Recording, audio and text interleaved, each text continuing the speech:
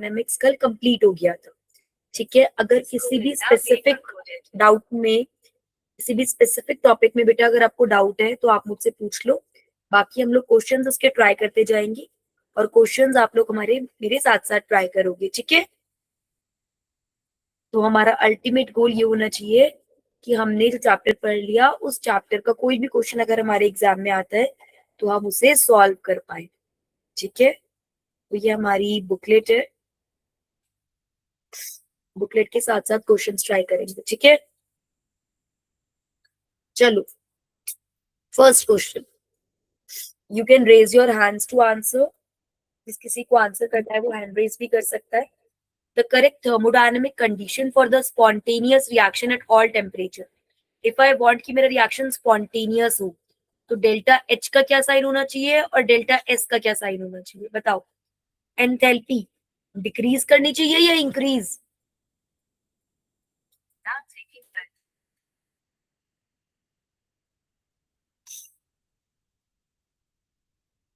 Okay, yes, who will answer?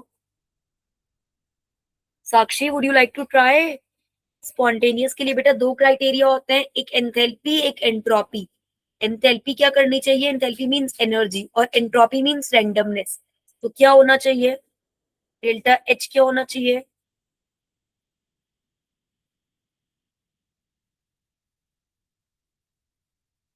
बताओ बच्चा, enthalpy decrease करनी चाहिए या इंक्रीज करनी चाहिए? Decrease, increase.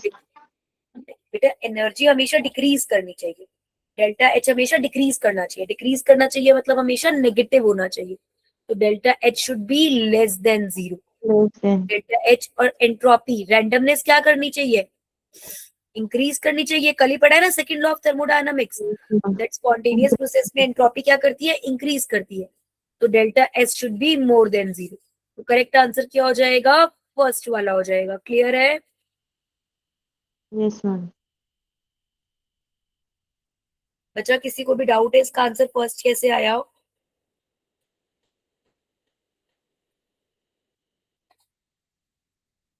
ओके, चलो नेक्स्ट क्वेश्चन करते हैं। A gas is allowed to expand in a well insulated container against a constant external pressure of 2.5 bar from an initial volume 2.5 liter to a final volume of 4.5 liter. Find the change in delta U. बेटा delta U का क्या formula पढ़ा है हमने according to first law of thermodynamics? Delta U is equals to, Prathamesh आप बताओ, delta U is equals to?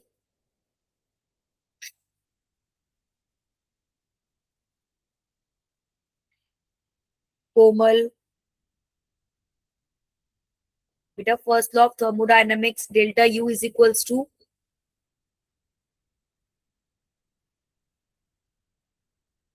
U plus W, याद आया? where Q is heat and W is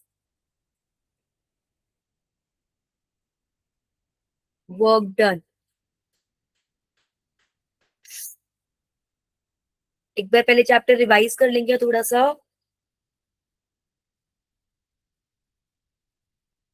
तो एक बार चैप्टर पहले रिवाइज करें। यस मैम, कर लीजिए। Okay, I can see that many of you are facing problem. एक बार क्विकली, क्योंकि याद नहीं आता ना बीच में। हाँ कोई नहीं, एक बार चैप्टर क्विकली डिस्कस कर लेते हैं हमने क्या क्या पढ़ा है इस चैप्टर में। बेटा चैप्टर का नाम था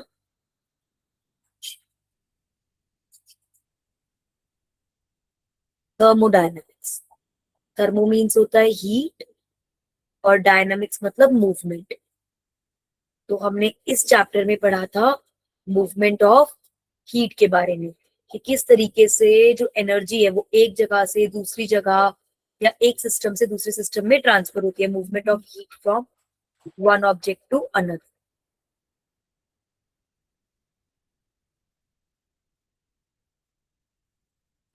उसके बाद हमने इसमें कुछ की टर्म्स पढ़े थे। तो की टर्म्स था सिस्टम। सिस्टम क्या होता है? Part of universe under observation. Part of universe under observation का मतलब हुआ बच्चे कि अगर मैं एक बीकर की बात कर रही हूँ तो वो जो बीकर है मेरा, that beaker will be system. ये बीकर क्या हो जाएगा मेरे लिए? सिस्टम। और जो भी पूरा यूनिवर्स है बाकी का बचा हुआ, वो हमारे लिए हो जाता है surrounding. Surrounding. Surrounding.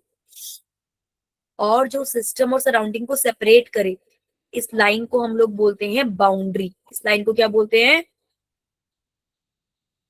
Boundary. Boundary. ये लाइन जो सिस्टम और सराउंडिंग को सेपरेट करे, दिस इज बाउंड्री। वैसे तो पूरा का पूरा यूनिवर्स ही सराउंडिंग हो जाता है, बट डेफिनेटली कि अगर यहाँ पर एक कप चाय रखी हुई है तो उसकी हीट पूरे यूनिवर्स में तो नहीं जा रही है। जो उसका नियर बाय एरिया होता है प्रैक्टिकली हम उसे सराउंडिंग मानते हैं।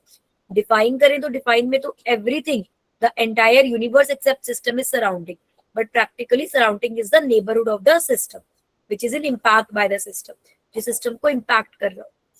उसके बाद बच्चा हमने पढ़ा था that there are 3 types of system.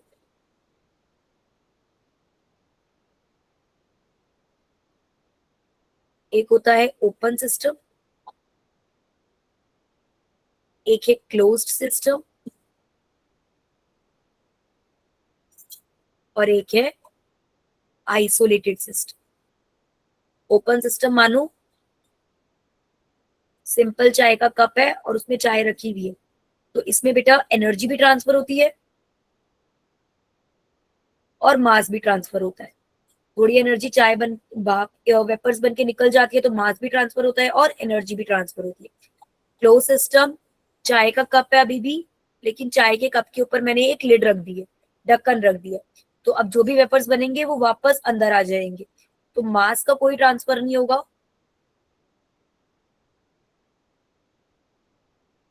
But energy transfer will be there. But energy का ट्रांसफर फिर भी होगा।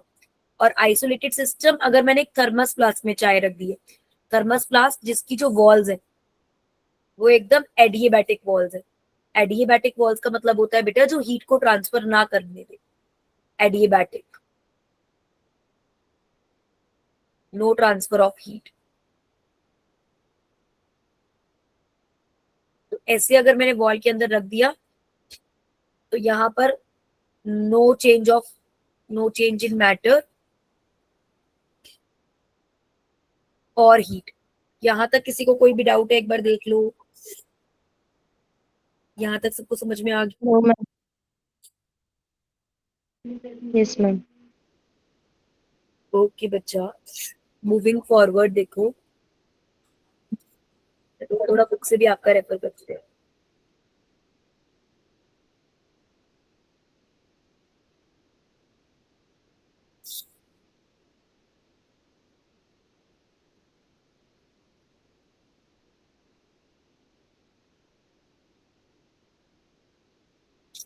तो अलग अलग टाइप के सिस्टम होते हैं, open system, close system, isolated system. फिर बेटा अलग अलग टाइप की प्रॉपर्टीज होती है। एक होती है एक्सटेंसिव प्रॉपर्टी, एक होती है intensive property. Extensive, intensive. Extensive that depend on amount of substance,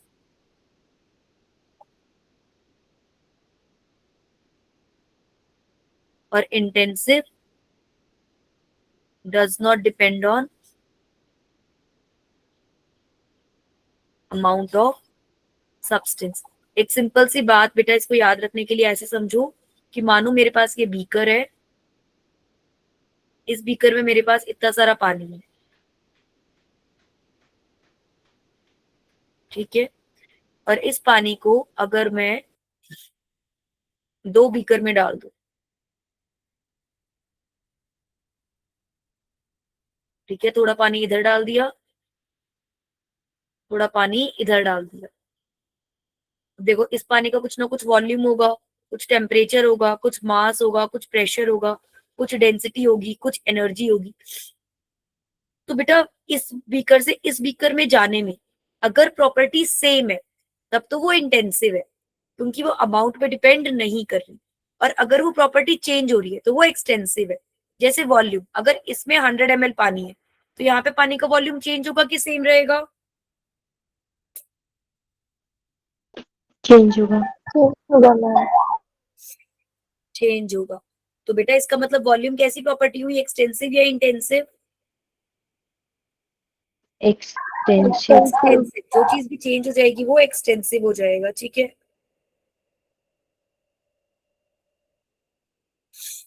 और बेटा ये जो है m, this m is mass. अगर इस पानी का वेट 100 ग्राम है तो यहाँ पे पानी का वेट चेंज होगा कि नहीं होगा? चेंज होगा मैम। चेंज होगा। तो मास भी कैसी प्रॉपर्टी हुई, एक्सटेंसिव। टेम्परेचर बताओ, एक्सटेंसिव। अगर इस पानी का टेम्परेचर 30 डिग्री सेल्सियस है तो यहाँ पे टेम्परेचर चेंज होगा कि सेम रहेगा? Same same ma'am. रहेगा। तो टेम्परेचर कैसी प्रॉपर्टी हुई, इंटेंसिव। इंटेंसिव। अब आपको आइडिया मिल गया, तो ऐसे ही एक्सटेंसिव या इंटेंसिव प्रॉपर्टीज हम काउंट करते हैं। नेक्स्ट होता है बच्चे state function versus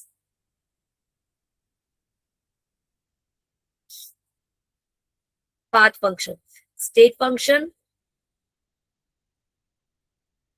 depends only on initial and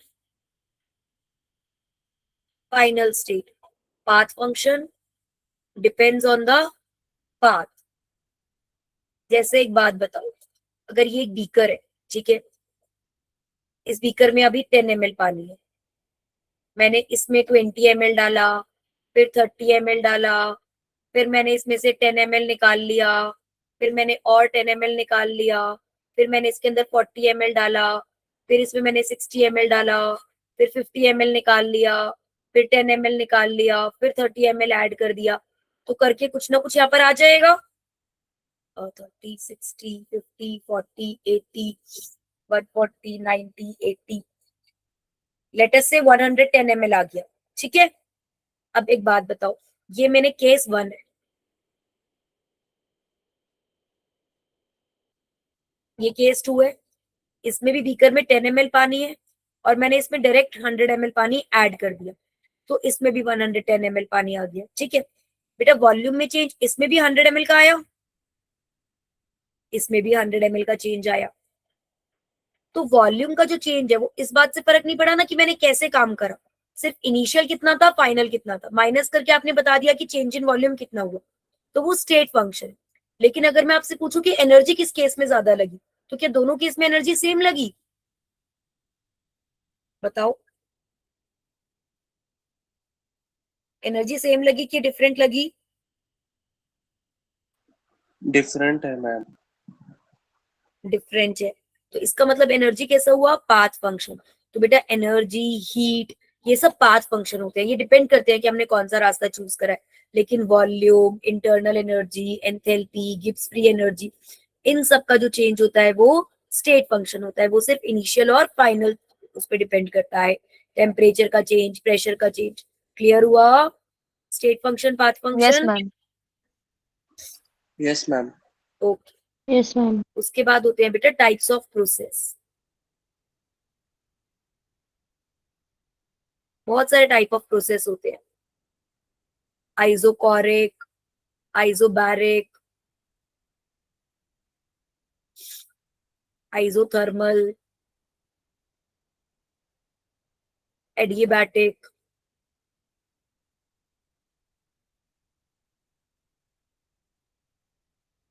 reversible.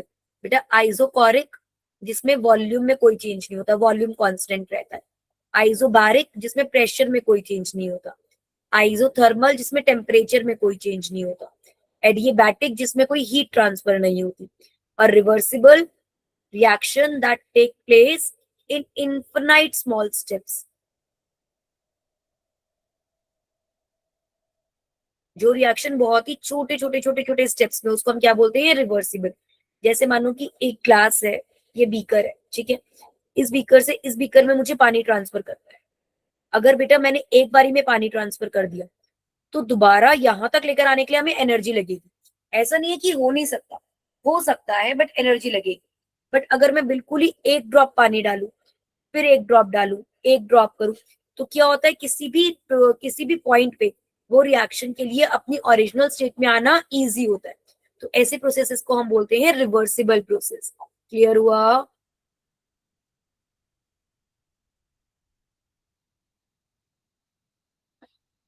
बेटा जो भी नहीं समझ में आ रहा है वो पूछ लो, एक्सप्लेन कर दूंगी। दोबारा समझाऊं क्या? नो मैम, क्लियर है। क्लियर है? ठीक है।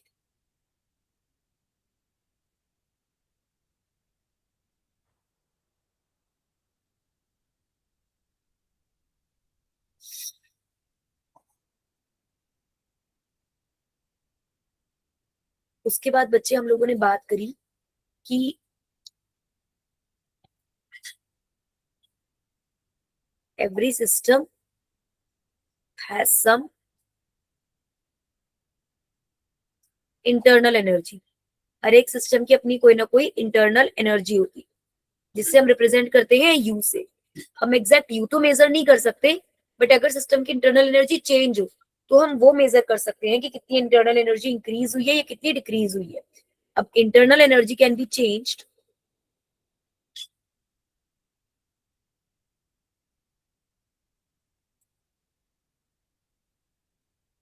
इन 3 manners।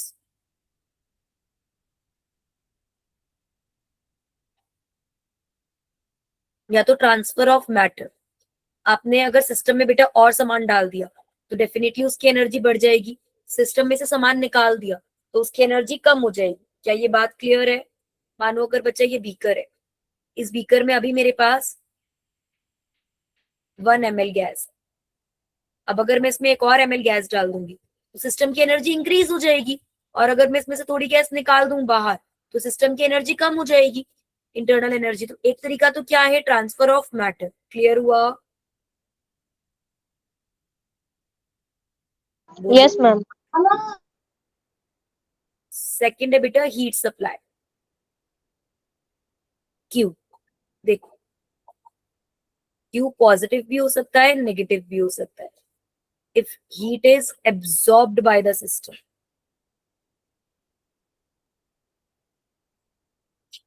अगर सिस्टम हीट एब्सॉर्ब कर रहा है मतलब सिस्टम के पास एनर्जी जा रही है तो पॉजिटिव होता है। एंड नेगेटिव कब होता है? When heat is released by the system. अगर सिस्टम हीट रिलीज कर रहा हो तो क्या होता है? नेगेटिव होता है क्यू का साइन। क्लियर हुआ? Yes ma'am. थर्ड है यस मैम। Work done. अगर सिस्टम काम करेगा तो सिस्टम की एनर्जी कम हो जाएगी, अगर कोई सिस्टम पे काम करेगा, सिस्टम को एनर्जी देगा तो सिस्टम की एनर्जी बढ़ जाएगी।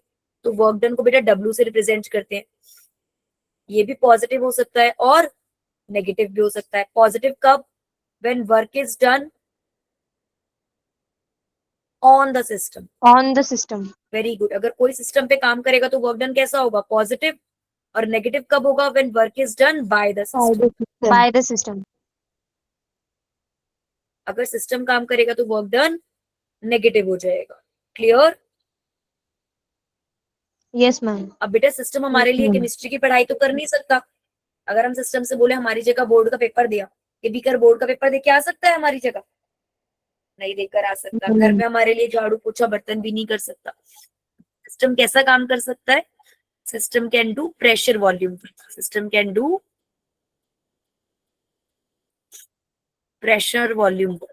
सिस्टम कैसे काम कर सकता है बच्चा कि अगर ये सिस्टम है, इसके अंदर एक गैसियस मॉलिक्यूल्स है ये, और यहाँ पर हमने पिस्टन लगाया हुआ। पिस्टन पता है ना, जैसे होली की पिचकारी होती है ऐसे पिस्टन, ये ऊपर नीचे हो सकता है। तो बच्चा अगर गैसेस का प्रेशर ज्यादा होगा तो गैसेस इस पिस्टन को ऊपर भेज देंगी, है ना। तो इसमें क्या कर रहा है? सिस्टम काम कर रहा है, क्योंकि सिस्टम को इसको धक्का लगाना पड़ रहा है गैसेस को। और अगर बाहर का प्रेशर ज्यादा होगा तो बाहर के प्रेशर से ये गैसेस कंप्रेस हो जाएंगी। तो ऐसे में सिस्टम पर काम हो रहा है। समझ में आ रहा है? Yes ma'am. दो तरीके का है ना, एक में कंप्रेशन हो रहा है। कंप्रेशन कब होगा? जब एक्सटर्नल प्रेशर ज्यादा है। तो ऐसे में work is done on the system.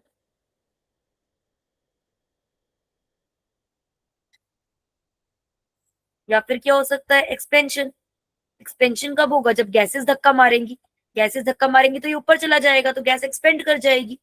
तो ऐसे में work is done by the system.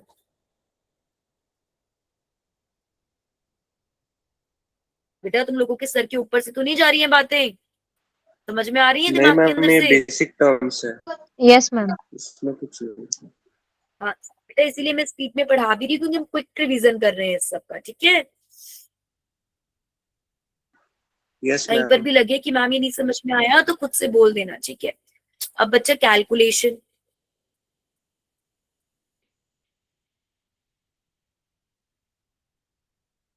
Of work done, formula होता है अगर पता लगाना है कि कितना वर्क डन करा है उसका। तो बेटा वर्क डन दो तरीके से हो सकता है, एक हो सकता है इरिवर्सिबल, एक होता है reversible work done. Irreversible work done में फॉर्मूला होता है W is equals to minus P external V2 minus V1। V2 is final volume, V1 is initial volume, और ये P एक्सटर्नल मतलब एक्सटर्नल प्रेशर। और रिवर्सिबल होता है बेटा वर्क डन रिवर्सिबल, इसे मैक्सिमम वर्क डन भी कहते हैं।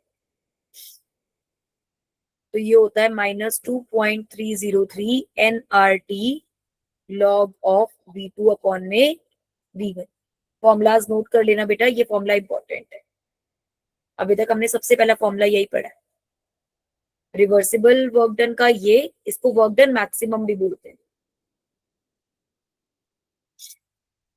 यहाँ पे T टेम्परेचर है, R गैस कांस्टेंट है, N number of moles of gas है।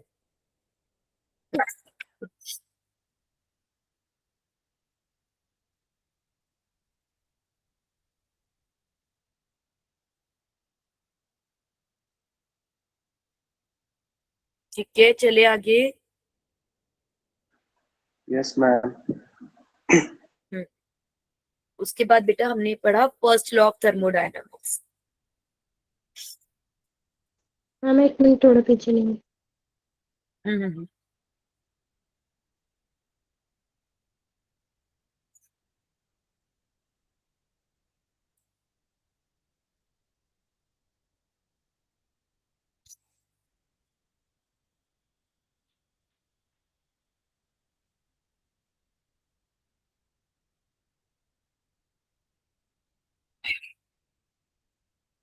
हो गया।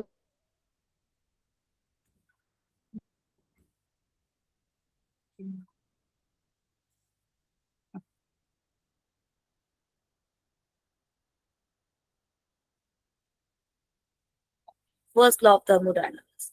The first law of thermodynamics states that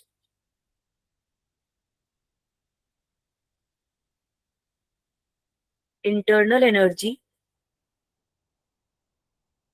of an isolated system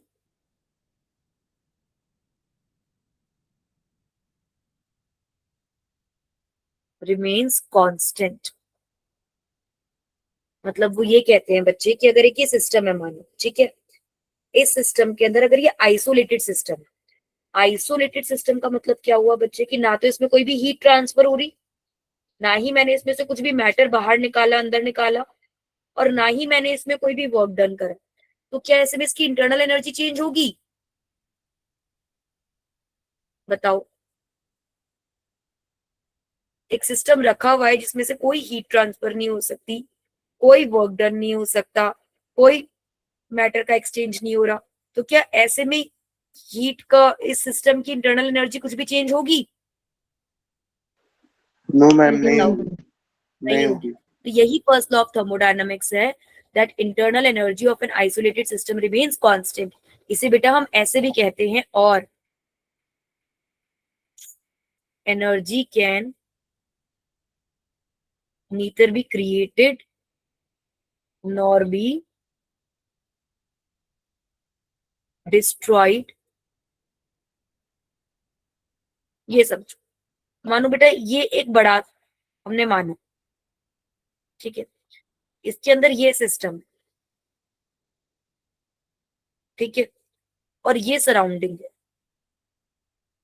ये सिस्टम है, ये सराउंडिंग है, ये बॉक्स मेरा यूनिवर्स हो गया। सिस्टम और सराउंडिंग को मिलाकर पूरा क्या बन गया? यूनिवर्स बन गया। एग्री करते हो इस बात से?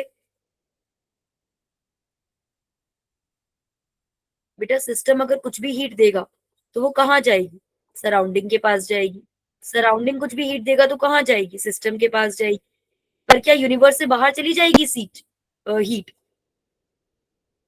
टोटल हीट तो सेम ही रहेगी ना। मान लो टोटल इनके पास 1000 है, अब 1000 में से मान लेते हैं 700 इसके पास है, 300 इसके पास है। अब अगर इसने 100 दे भी दी तो वो 100 यहाँ बढ़ जाएगी, इसने 100 दे दिया तो यहाँ बढ़ जाएगा। टोटल तो सेम ही रहेगा ना, रहेगा कि नहीं Yes, रहेगा? ma'am. Yes, ma'am. This is first law of thermodynamics, यही है first law of thermodynamics, that कोई भी आइसोलेटेड सिस्टम की एनर्जी जो होती है वो सेम रहती है। तो यहाँ से हमने पढ़ा कि इंटरनल एनर्जी में अगर कुछ भी चेंज आएगा तो वो कैसे आएगा? Q plus W.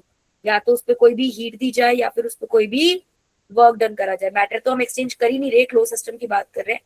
But delta U is equals to Q plus W. ये मेरे पास क्या हो गया? First law of thermodynamics. ठीक है,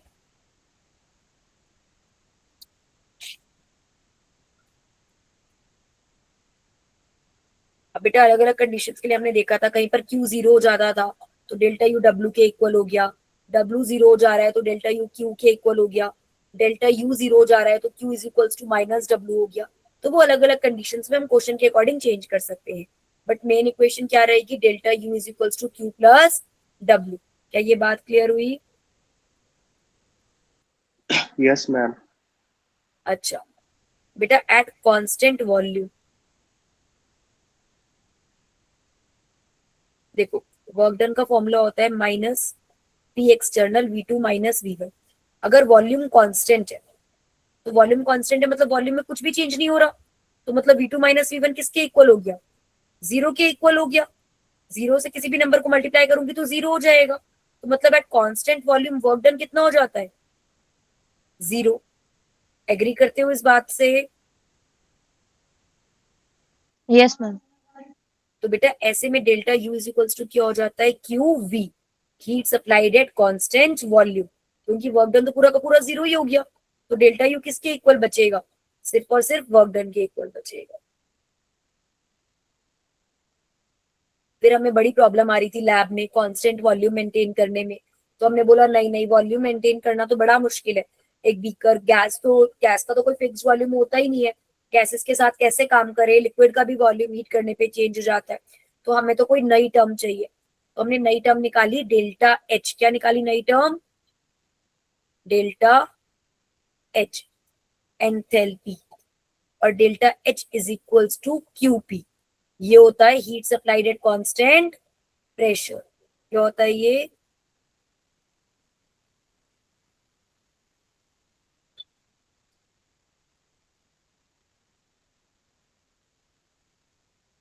heat supplied at constant pressure. तो उसके बाद डेल्टा एच और डेल्टा यू के बीच का रिलेशन करा, delta H is equals to delta U plus P delta V and delta H is equals to delta you.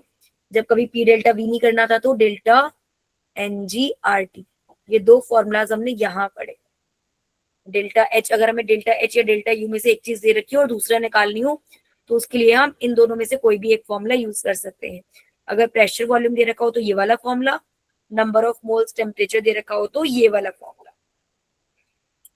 Clear?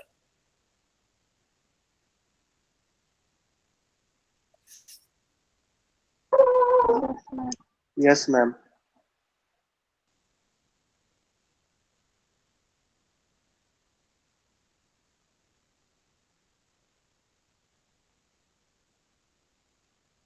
उसके बाद पढ़ी बेटे टाइप्स ऑफ एंथैल्पीज।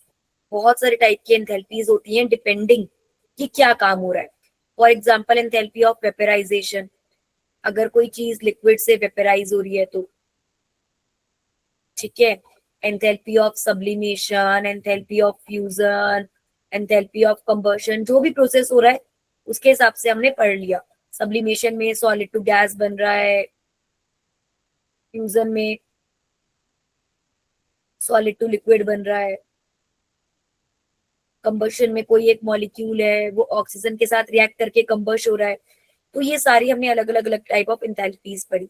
इसमें से जो मेन थी बेटा वो थी हमारे पास standard enthalpy of formation, number 1, number 2 bond enthalpy, और तीसरा स्टैंडर्ड एंथैल्पी ऑफ रिएक्शन। इन तीनों के बारे में आपको अच्छे से पता होना चाहिए। स्टैंडर्ड एंथैल्पी ऑफ फॉर्मेशन क्या होता है बेटा?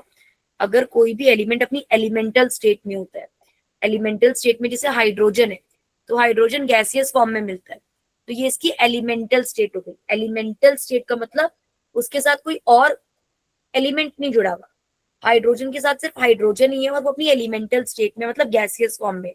ये जैसे ऑक्सीजन है सिर्फ और अपनी गैसियस फॉर्म में, ठीक है। ये जैसे कार्बन है, वो अपनी सॉलिड फॉर्म में। एलिमेंटल फॉर्म समझ रही हो ना, कि हाइड्रोजन के साथ कोई और एलिमेंट अटैच नहीं है, या ऑक्सीजन के साथ कोई और एलिमेंट अटैच नहीं है। तो इन सब का जो स्टैंडर्ड एंथैल्पी ऑफ फॉर्मेशन होता है वो कितना होता है? 0। कितना होता है? 0।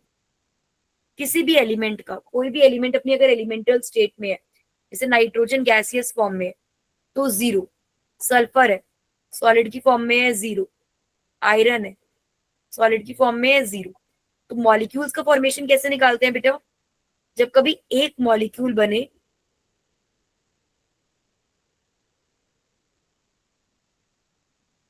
तो H2O का एंथैल्पी ऑफ फॉर्मेशन क्या हो जाएगा कि इस प्रोसेस में जो कोई भी हीट रिलीज होगी, हम ये मानेंगे कि वो हीट रिलीज हो रही है H2O बनने की वजह से, तो वो H2O की एंथैल्पी ऑफ फॉर्मेशन हो गई।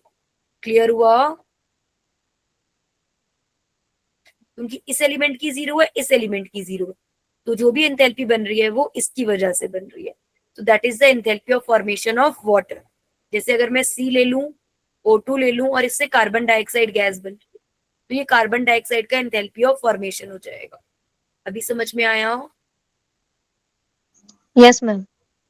बॉन्ड एंथैल्पी बेटा, energy required to break the bond. जैसे मानो कि मेरे पास Cl2 है और मैंने Cl2 को तोड़ के क्या बना दिया? 2 Cl बना दिए। अभी ये Cl2 था, अगर मैं इसको तोड़ूंगी तो क्या बन जाएगा? Cl और Cl बन जाएंगे ना, 2 Cl अलग अलग हो जाएंगे। तो यहाँ पे जो भी एंथैल्पी यूज होती है ना बेटा, उसे बोलते हैं बॉन्ड एंथैल्पी। क्या बोलते हैं उसे? Bond enthalpy. मान लो ये CH4 है और मैंने इसे तोड़ के बना दिया एक कार्बन और चारों हाइड्रोजन अलग अलग कर दी। मैंने इसकी हड्डी पसली तोड़ के इनको अलग अलग कर दिया, तो उसमें जितनी एनर्जी मुझे देनी पड़ी that is bond enthalpy. Clear हुआ? किसी भी मॉलिक्यूल के अगर मैं एटम्स अलग अलग कर दूं, उसके सारे बॉन्ड तोड़ दूं, तो उसमें जो एनर्जी हमें मुझे देनी पड़ती है दैट इज बॉन्ड एंथैल्पी। या आप ये कह सकते हो कि इस एलिमेंट से जब बनेगा ये मॉलिक्यूल तो उतनी ही एनर्जी रिलीज हो जाएगी। मतलब बेटा देखो, अगर ए से बी जाने में 200 किलो जूल एनर्जी निकल रही है, मतलब एक्सोथर्मिक रिएक्शन है, तो बी से ए जाने में 200 किलो जूल एनर्जी ही लगेगी। सिर्फ साइन चेंज होता है, जब भी रिएक्शन रिवर्स होते हैं साइन चेंज हो जाता है। क्लियर हुआ? Yes, ma'am. Yes, ma'am. सिर्फ साक्षी को क्लियर हो रहा है, औरों को भी क्लियर हो रहा है? ऋतिका, समा, स्वजीत? क्लियर हो रहा है। Yes, ma'am.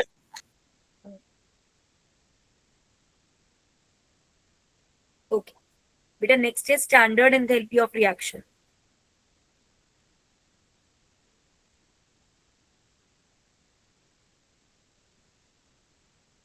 इसमें हम निकालते हैं कि जब भी एक केमिकल रिएक्शन हुआ तो कितनी एनर्जी एब्जॉर्ब हुई या रिलीज हुई। स्टैंडर्ड एंथैल्पी ऑफ रिएक्शन निकालने के 2 तरीके होते हैं। एक होता है फ्रॉम एंथैल्पी ऑफ फॉर्मेशन, एक होता है फ्रॉम बॉन्ड एंथैल्पी।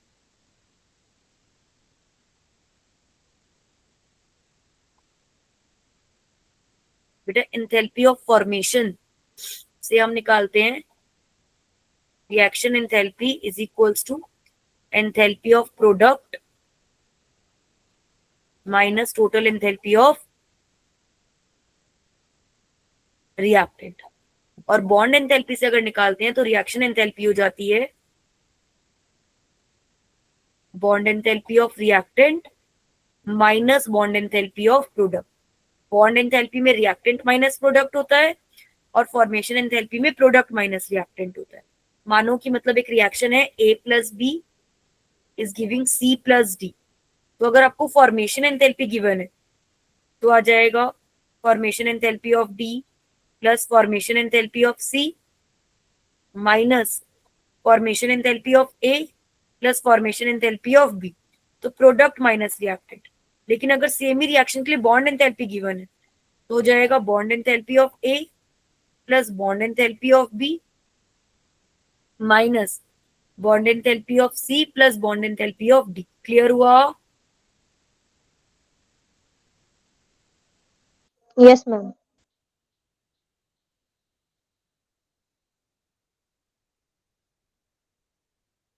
अभी क्वेश्चन ट्राई करेंगे तो हो जाएगा।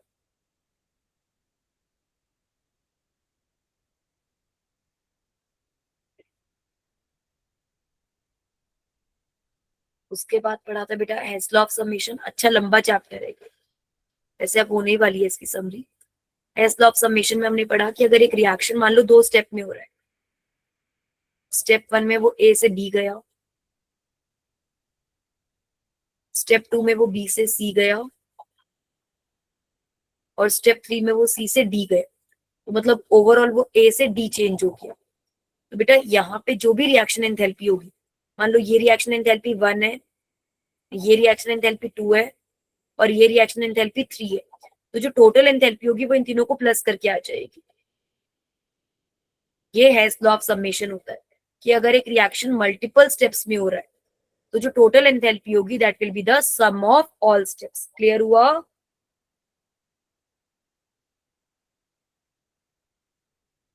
If reaction is taking place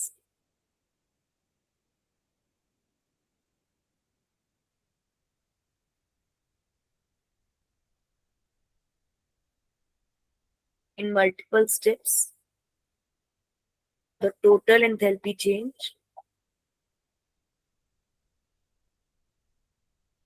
will be the sum of enthalpy change of all steps. ठीक है?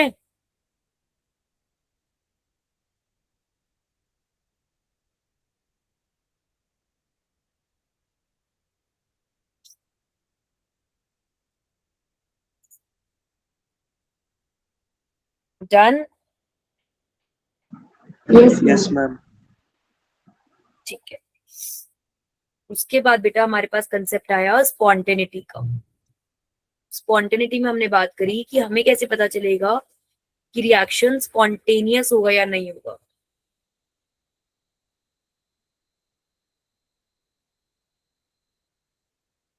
Predict whether reaction is spontaneous or not. Spontaneous मतलब बच्चा reactions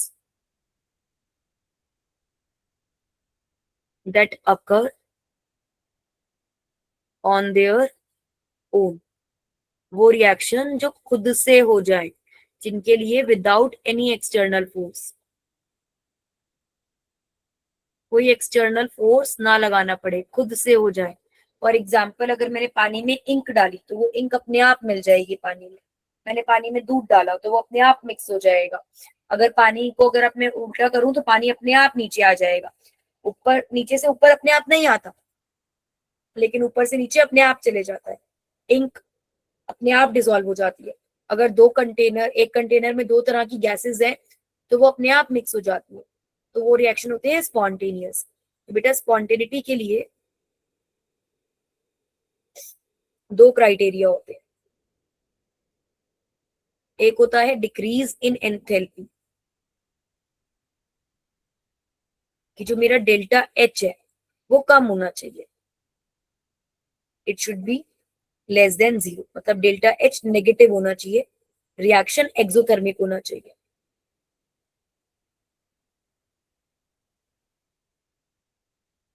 मतलब हीट रिलीज होनी चाहिए, क्योंकि भाई खुद से हो रहा है तो मतलब उसको एनर्जी की जरूरत नहीं पड़नी चाहिए ना। अगर एनर्जी एब्जॉर्ब भी कर रहा है तो मतलब तो हम एनर्जी दे रहे हैं, तो रिएक्शन स्पॉन्टेनियस कैसे हुआ? बट फिर हमने देखा कि ये खाली इकलौता क्राइटेरिया नहीं है, क्योंकि आइस मेल्ट होती है। अब आइस अपने आप मेल्ट हो जाती है, लेकिन उसके लिए तो वो एनर्जी एब्जॉर्ब करती है।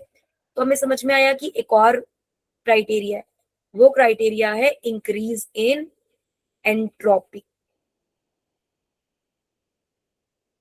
एंट्रोपी का मतलब होता है बच्चे रैंडमनेस। जो चीज जितनी ज्यादा रैंडम होती चली जाएगी, मॉलिक्यूल जितने ज्यादा रैंडम होते चले जाएंगे, वो हमारा होता है increase entropy, that is entropy. अगर रैंडमनेस इंक्रीज होती है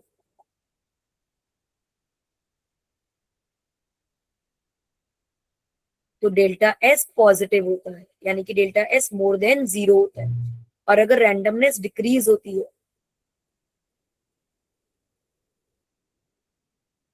तो डेल्टा एस नेगेटिव होता है, यानी कि डेल्टा एस लेस देन 0 होता है। अब हमारा सेकेंड लॉ ऑफ थर्मोडायनामिक्स कहता है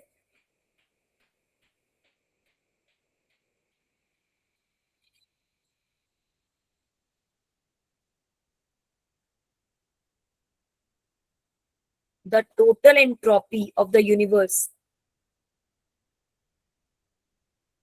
the total entropy of the universe should increase for a spontaneous process.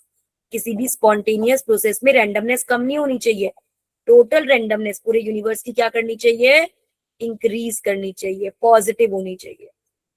ठीक है, फिर बेटा हम लोगों ने डेल्टा एस का फॉर्मूला पढ़ा। डेल्टा एस सिस्टम का फॉर्मूला होता है डेल्टा एच सिस्टम अपॉन में टेम्परेचर। डेल्टा एस सराउंडिंग का फॉर्मूला होता है डेल्टा एच सराउंडिंग अपॉन में टेम्परेचर। डेल्टा एच सराउंडिंग को मैं माइनस डेल्टा एच सिस्टम भी लिख सकती हूँ, क्योंकि सराउंडिंग जो हीट भी लेगा उसका साइन चेंज हो जाएगा सिस्टम के लिए। क्लियर हुआ? ये फॉर्मूलाज नोट करते जाओ। और देन लास्ट में हम आए Gibbs free energy. Ma'am 1 minute पीछे दीजिए।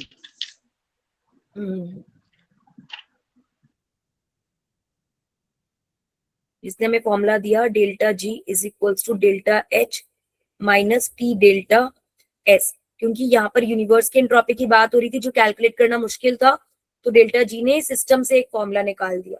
और उसके बाद हमारे पास आया कि अगर डेल्टा जी नेगेटिव है, मतलब कि अगर डेल्टा जी लेस देन 0 है तो रिएक्शन स्पॉन्टेनियस होगा।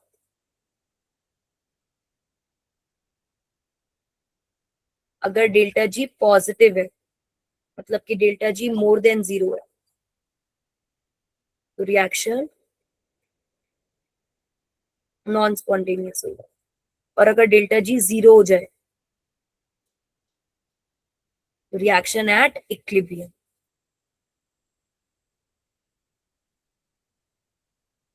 रिएक्शन किस पे होगा, इक्विलिब्रियम पे होगा। क्लियर है ये बात?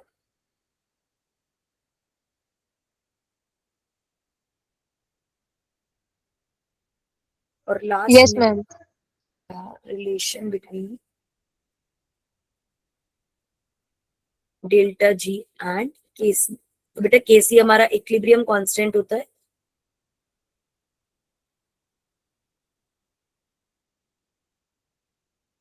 तो उन दोनों के बीच में रिलेशन होता है delta G naught is equals to minus 2.303 R T log KC.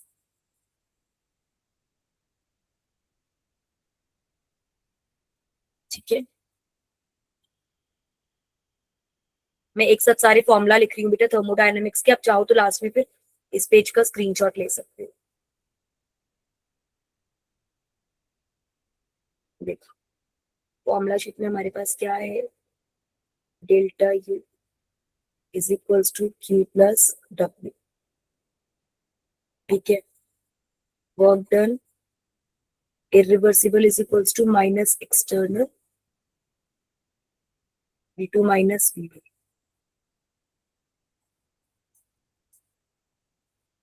Work done reversible is equals to minus 2.303 nRT log V2 upon में V1।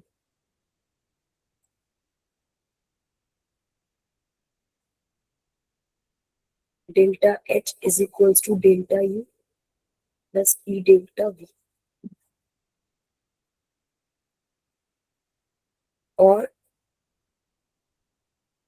Delta H is equals to delta U plus delta NGRT। बेटा इसमें से जिसका भी मतलब ना पता हो वो पूछ लेना। R जो होता है वो गैस कांस्टेंट होता है,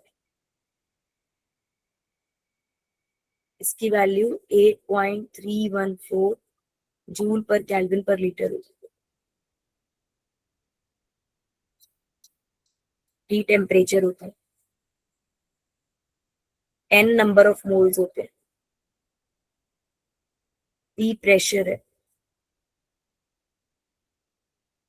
V वॉल्यूम है। उसके बाद हमने पढ़ा था delta S for system is equals to delta H system upon में T टेम्परेचर, और delta S surrounding is equals to minus delta H system upon में T टेम्परेचर। देन हमने पढ़ा delta G is equals to delta H minus T delta S and delta G naught is equals to minus 2.303 RT log Kc। और इधर हमने पढ़ा reaction enthalpy is equals to summation of enthalpy of products minus summation of enthalpy of reactant, अगर formation enthalpy की बात हो रही है, और the reaction enthalpy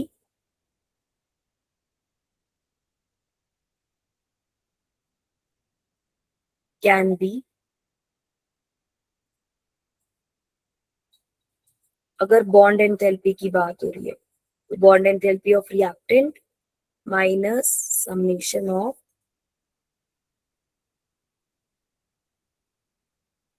bond enthalpy of product. ठीक है, यही फॉर्मूलाज है, बाकी सारा कंसेप्ट फॉर्मूला यही लगता है।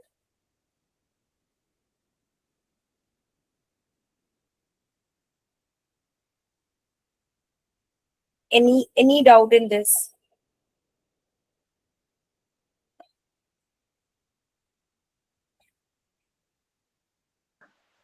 क्लियर है मैम।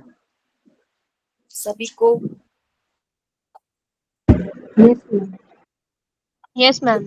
अब देखो नेक्स्ट क्लास में हम इलेक्ट्रोकेमिस्ट्री स्टार्ट करेंगे, लेकिन नेक्स्ट क्लास में अब आप लोग खुद से फिर ये वाले क्वेश्चंस ट्राई करोगे। अब देखो, अब हमने पूरा चैप्टर रिवाइज कर लिया है, अब मैं चाहती हूँ कि अब आप लोग क्वेश्चंस ट्राई करो।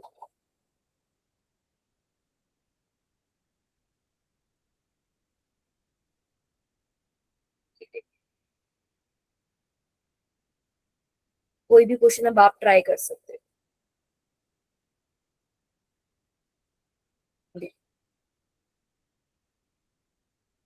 वर्क डन, मैक्सिमम वर्क निकालना है, वर्क डन निकालना है, वर्क डन निकालना है, डेल्टा यू निकालना है, देखना है कि रिएक्शन स्पॉन्टेनियस है या नहीं है, डेल्टा एच दे रखा है, डेल्टा एस दे रखा है, टेम्परेचर दे रखा है। क्या अब आप ऐसे सभी क्वेश्चंस कर सकते हो? देखो delta H Yes, not ma'am. Delta S not they रखा है, बताना है रिएक्शन स्पॉन्टेनियस होगा या नहीं होगा। ऐसे सब आपको क्वेश्चंस आप खुद से कर सकते हो, तो please do try the questions. ठीक है, Yes, ma'am. देखो कैलकुलेट डेल्टा जी कैलकुलेट करना, तो ये वाले सारी क्वेश्चंस अब आप ट्राई करो, और कोई भी डाउट होगा तो आप नेक्स्ट क्लास में मुझसे पूछ सकते हैं। And in the next class will start with the chapter electrochemistry. Okay Yes, ma'am. Okay बच्चे, और जो बच्चे क्लास में थोड़ा चुप रहते हैं, डू पार्टिसिपेट बेटा, बोल बोल के ज्यादा समझ में आता है। स्क्रीन है ये, मैं आपके सामने नहीं हूँ तो मुझे आपके एक्सप्रेशंस नहीं दिखते हैं, आपका फेस नहीं दिखता है कि आपको समझ में आ रहा है नहीं आ रहा, तो इसीलिए आपको वर्बल कम्युनिकेट करना पड़ेगा, आपको सामने से बोलना पड़ेगा यस नो, ठीक है? Yes, ma'am. Yes, ma'am. Okay thank Yes, ma'am. You. Okay चलिए ठीक है, गुड नाइट बच्चा, टेक केयर देन, क्वेश्चन जरूर try Bye, ma'am. Good bye night, Good ma'am. night. Bye, good Bye, night, ma'am. Good Bye, night. ma'am. Good night. Good night. मैं